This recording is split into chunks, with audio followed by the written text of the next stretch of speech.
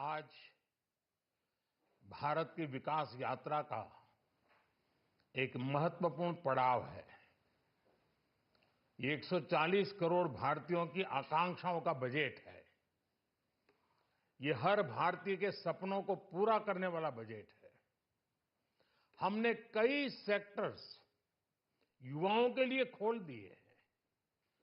सामान्य नागरिक विकसित भारत के मिशन को ड्राइव करने वाला है। ये बजट एक फोर्स मल्टीप्लायर है। ये बजट सेविंग्स को बढ़ाएगा, इन्वेस्टमेंट को बढ़ाएगा, कंजम्पशन को बढ़ाएगा और ग्रोथ को भी तेजी से बढ़ाएगा।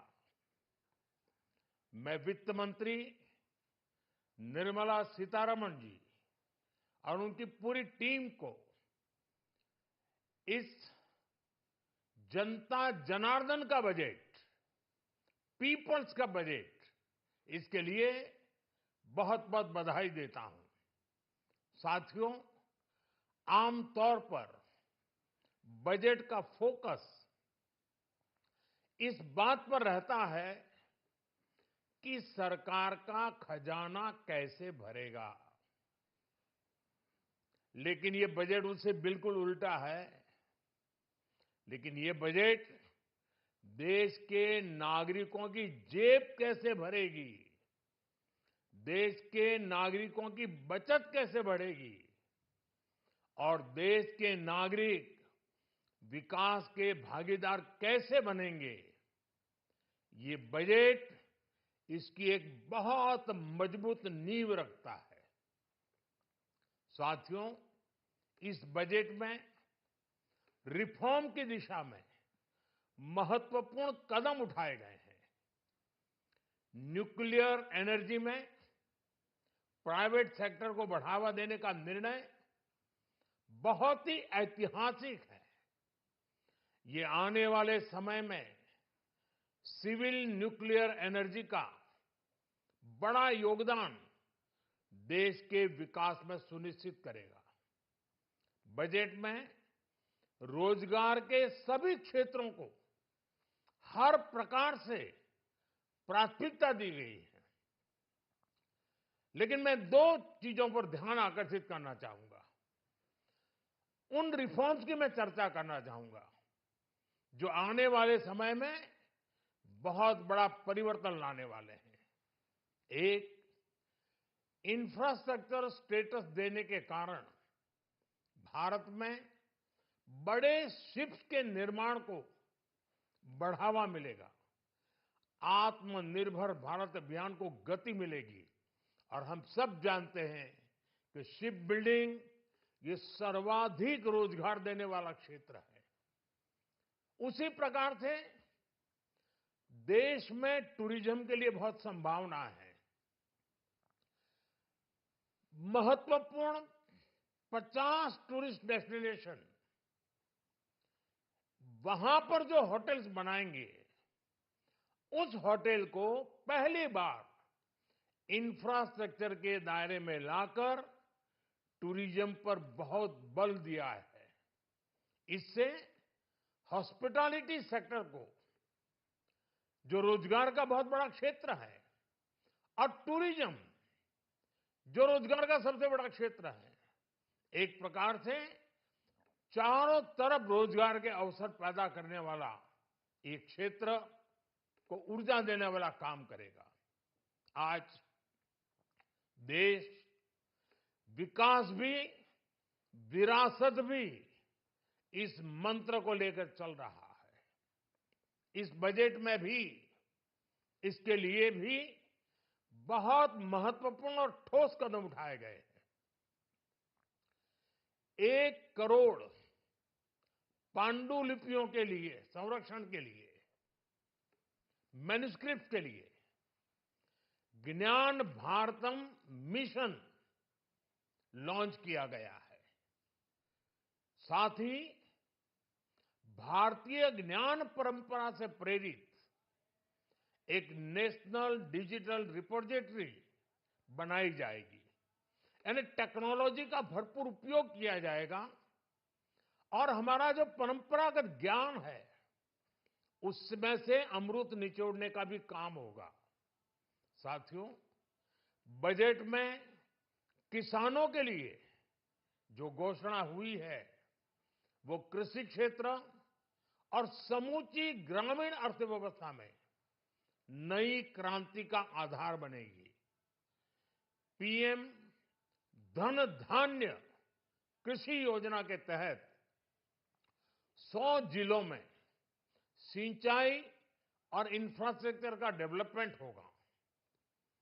किसान क्रेडिट कार्ड की लिमिट 5 लाख तक होने से उन्हें ज्यादा मदद मिलेगी। साथियों, अब इस बजट में 12 लाख रुपए तक की आय को टैक्स से मुक्त कर दिया गया है। सभी आय वर्ग के लोगों के लिए टैक्स में भी कमी की गई है। इसका बहुत बड़ा फायदा हमारे मिडिल क्लास को, नौकरी पेशे करने वाले जिनकी आय बंधी हुई है ऐसे लोगों को, मिडिल क्लास को इससे बहुत बड़ा लाभ होने वाला है। उसी प्रकार से जो नए नए प्रोफेशन में आए हैं, जिनको नए नए जॉब मिले हैं, इनकम टैक्स की ये मुक्ति उनके लिए एक बहुत बड़ा अवसर बन जाएगी। साथियों, इस बजट में मैन्युफैक्चरिंग पर 360 डिग्री फोकस है ताकि एंटरप्रेन्योर्स को, एमएसएमईज को, छोटे उद्यमियों को मजबूती मिले और नई जॉब पैदा हो। नेशनल मैन्युफैक्चरिंग मिशन से लेकर clean tech, leather, footwear, toy industry जैसे अनेक सेक्टर्स को विशेष समर्थन दिया गया है। लक्ष्य साफ है कि भारतीय प्रोडक्ट्स ग्लोबल मार्केट में अपनी चमक बिखेर सके। साथियों, राज्यों में इन्वेस्टमेंट का एक वाइब्रेंट कॉम्पिटिटिव माहौल बने, इस पर बजट में विशेष जोर दिया गया है। एमएसएमईज और स्टार्टअप के लिए क्रेडिट गारंटी को दोगुना करने की घोषणा भी हुई है। देश के एससी, एसटी और महिला जो नए उद्यमी बनना चाहते हैं उनको 2 करोड़ रुपए तक के लोन की योजना भी लाई गई है और वो भी बिना गारंटी। इस बजट में न्यू एज इकोनॉमी को ध्यान में रखते हुए गीग वर्कर्स के लिए बहुत बड़ी घोषणा की गई है। पहली बार गीग वर्कर्स का ई श्रम पोर्टल पर रजिस्ट्रेशन किया जाएगा। इसके बाद इन साथियों को स्वास्थ्य सेवा और दूसरी सोशल सिक्योरिटी स्कीम्स का लाभ मिलेगा। ये डिग्निटी ऑफ लेबर, इसके प्रति श्रम एव जयते के प्रति सरकार के कमिटमेंट को दर्शाता है। रेगुलेटरी रिफॉर्म से लेकर फाइनेंशियल रिफॉर्म्स, जन विश्वास 2.0 जैसे कदमों से मिनिमम गवर्नमेंट और ट्रस्ट बेस्ड गवर्नेंस के हमारे कमिटमेंट को और बल मिलेगा। साथियों, ये बजट न केवल देश की वर्तमान आवश्यकताओं को ध्यान में रखता है बल्कि हमें भविष्य की तैयारी करने में भी मदद करता है।